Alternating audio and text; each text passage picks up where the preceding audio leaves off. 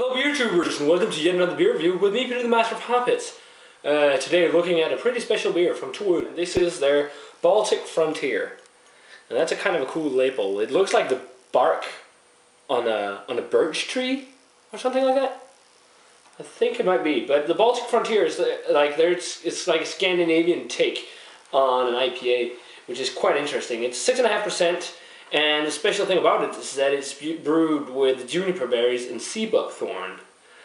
And that's quite unique. It says, this puppy is an IPA beaten with juniper berries and Seabuckthorn and thrashed with hops, a celebration of a potent beer culture shared between Scandinavia and the Baltic region. Yeah, because they used like juniper and stuff too, but very much a Scandinavian style beer. And it's kind of inspired, I guess, by Scandinavian New Nordic cuisine, because they use like juniper and Seabuckthorn and that, and like all this experimental food that we're doing in at the fancy restaurants in Denmark, like Noma and stuff like that. But 6.5% hop shoots are Centennial, Columbus, and Clusters. So probably know juniper. It's in gin and all that stuff. Very popular in Scandinavia. But Seabuckthorn is a little orange berry, and you can make jams and stuff with it, but it's kind of bitter. But if you use sugar and stuff and make jams out of it, it can taste a little bit like a mix of apricot and cantaloupe, something like along those lines. But it's very orange, so I'm very excited about seeing the colors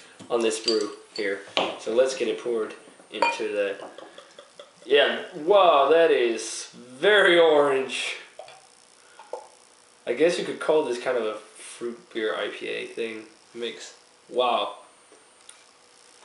That certainly is orange. That is one of the most orange IPAs I've ever seen. Holy crap.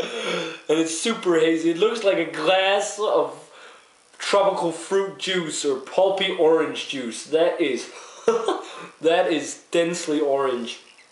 Huge 3-finger white head on it. This looks pretty nice, so let's check out the aroma on it. Yeah, that smells really nice. Toil is pretty good at doing this stuff.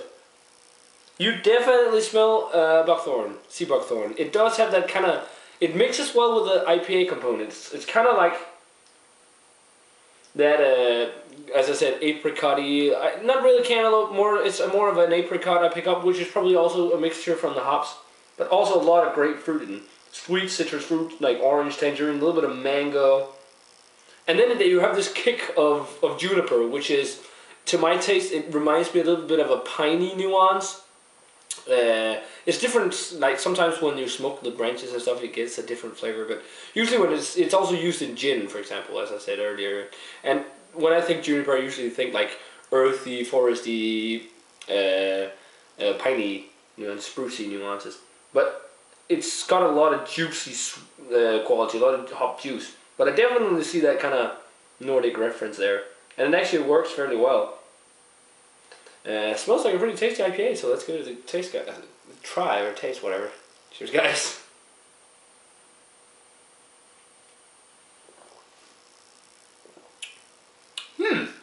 Yeah, that is definitely interesting. It's funny, up front, you get a lot of nice hop juice flavor. A lot of sweetness. A lot of that orangey, citrusy, mango flavor, apricot-y. And then it turns into like real bitter grapefruit and piney earthy kind of thing, which I guess is the juniper that really shines through there.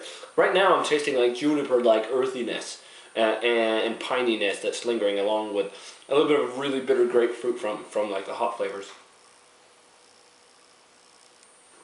And it is pretty bitter, especially considering 6.5%, and it has an almost funny sugary sweetness to it, and it's not made with any sugars, no. Except the malt, of course, but it has like this odd sugary sweetness, which is probably from the berries.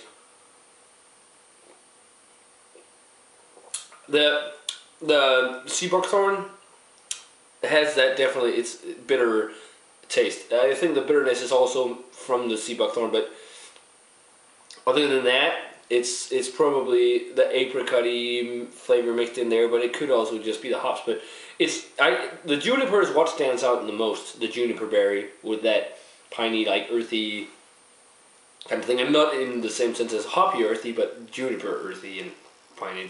It can be difficult to explain all that stuff, but it's actually really tasty. I'm digging it. It's not the best beer I've had from Toul, but certainly a new and different beer, so definitely worth checking out if you can get it. So rating wise for the Tool Baltic Frontier,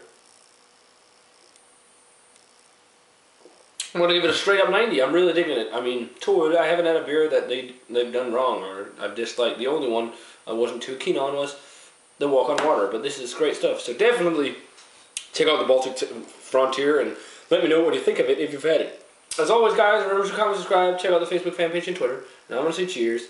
I'm going to see you guys in another beer review.